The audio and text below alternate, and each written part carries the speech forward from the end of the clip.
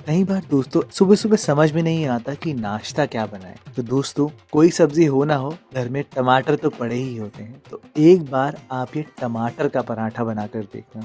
बहुत ही different recipe है, बहुत ही यूनिक है।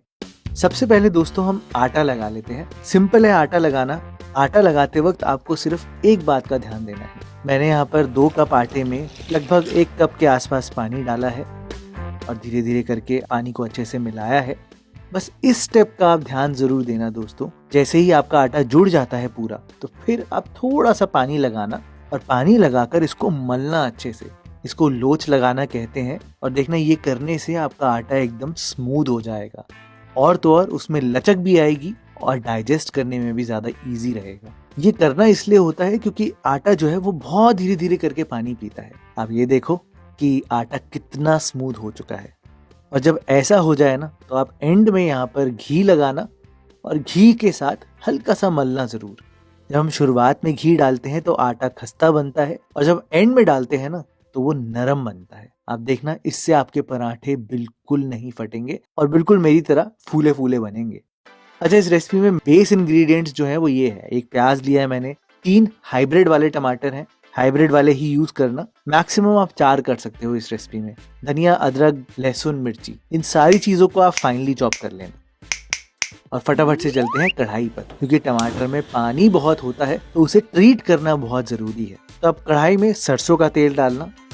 सरसों का तेल का एक अपना स्वाद भी होता है, जिससे कि ये पराठा थोड़ा मसालेदार लगेगा। गरम सरसों के तेल में 1 चम्मच जीरा, हींग और थोड़े से मस्टर्ड सीड्स। जैसे ही ये क्रैकल करने लगे तो सबसे पहले लहसुन डालना। और लहसुन जब ब्राउन हो, हल्का सा कलर ले, तो यहाँ पर हाइब्रिड वाले टमाटर डाल देना।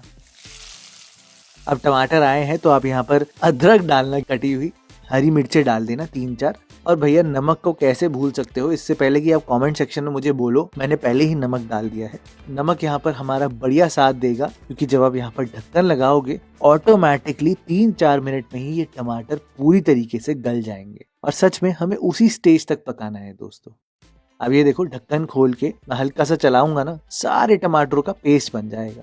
अब ये टमाटर बहुत गीले हैं और इनका पराठा तो बनना बड़ा मुश्किल है। तो अभी फिक्र मत करो दोस्तों, अभी आपको दिखाता हूँ मैं आगे क्या करूंगा इसको गाढ़ा करने के लिए। लेकिन फिलहाल इसको गाढ़ा करने के लिए आप यहाँ पर अजवाइन डालना, थोड़े से मसाले जैसे कि हल्दी, 1 चम्मच धनिया पाउडर, 1 चम्मच कश्मीरी लाल मिर्च पाउडर यहाँ पर डालना। स्पाइसीनेस के लिए मैंने हरी मिर्चें डाली है, तो डालने की जरूरत नहीं है। लेकिन यहाँ पर बरकत लाने के लिए और थिकनेस लाने के लिए सबसे पहले आप डालना धनिया, भर के धनिया डालना।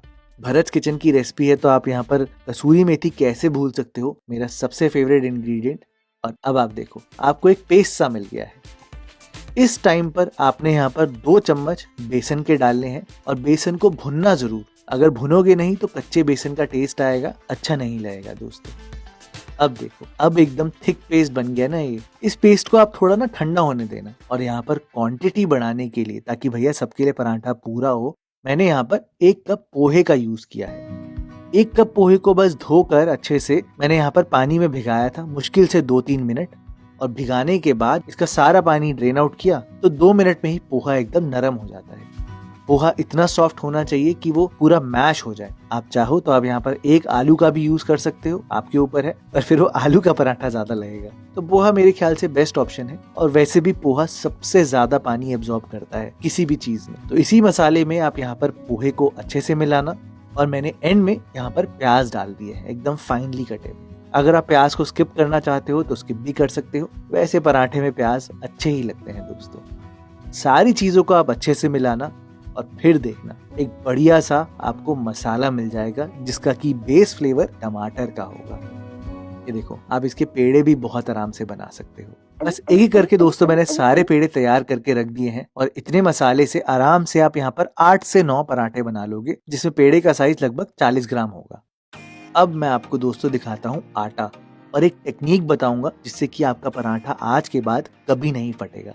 पहले आप आटा देखो, आटा इतना स्मूथ और सॉफ्ट होगा कि हमारा पराठा फटने की कोई चांस ही नहीं रहेगा। ये देखो क्या लचक है आटे में। अब जो मेन गलती लोग करते हैं ना पराठा भरते वक्त, वो ये है कि सूखे आटे में आप जब इसका एक कटोरी बनाते हो, तो बहुत बड़ी कटोरी बना देते हो। मत करना दोस्तों ऐसा। आप यहाँ पर सूखे आटे में डालकर एक छोटी सी कटोरी बनाना और बीच में हल्का सा आटा भर के रखना। ऐसा होना चाहिए कि आटा बीच में ज्यादा हो और साइडों में पतला हो, क्योंकि साइडों से हम बांधते हैं ना, वहां पर आटा डबल हो जाता है। अब आप रखना यहाँ पर हमारा जो मसाले की बॉल है और धीरे धीरे करके अपने अंगूठे और पहली उंगली से यहाँ पर एक चोंच बना देना, यानी कि इसको अच्छे से जोड़ देना। अब देखना कोई लाइंस भी नहीं आएगी हमारे पराठे में और कोई पकड़ भी नहीं पाएगा कि इसको बांधा कैसे है। ऐसे एक्चुअल में कचौड़ी को बांधते हैं। बस जितना एक्स्ट्रा है उसको निकाल दिया और ये रहा मेरा सीक्रेट। अगर ये स्टेप सही से किया तो देखना पराठा एकदम कोने तक भरा होगा।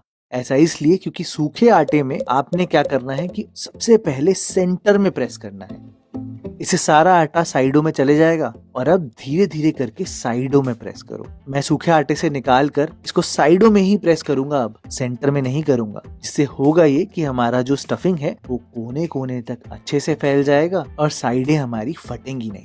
अब बेलने के लिए आप यहाँ पर बेलन को सेंटर से मत बेलना, हल्का सा उसको लेफ्ट साइड में कर देना या राइट साइड में कर देना, जिसमें आप कंफर्टेबल हो। लेफ्ट साइड मेरे लिए कंफर्टेबल है। और होगा ये कि आप जब हल्के हाथों से बेलोगे ना, बिल्कुल आराम आराम से, तो आपका पराठा घूमने लग जाएगा। और जब घूमेगा तो अपने आप ही सर्कल बनेगा ही बनेगा। और जब आप साइड से बेलते हो ना दोस्तों, तो आपका पराठा कभी नहीं फटता। बस यही मैजिक है दोस्तों।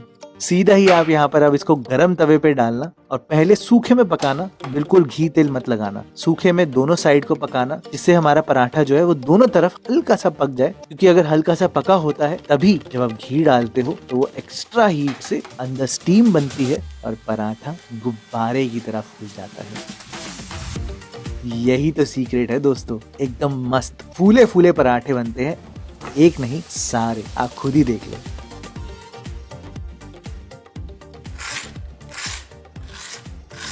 और अगर काट के मैं आपको दिखाऊं ना, तो आप देखना एक कोने से लेके दूसरे कोने तक पूरा स्टफ्ड होगा पराठा। आप दोस्तों ये टमाटर का पराठा बना कर देखना, इंस्टेंटली भी बन जाता है और सच में सब इम्प्रेस हो जाएंगे।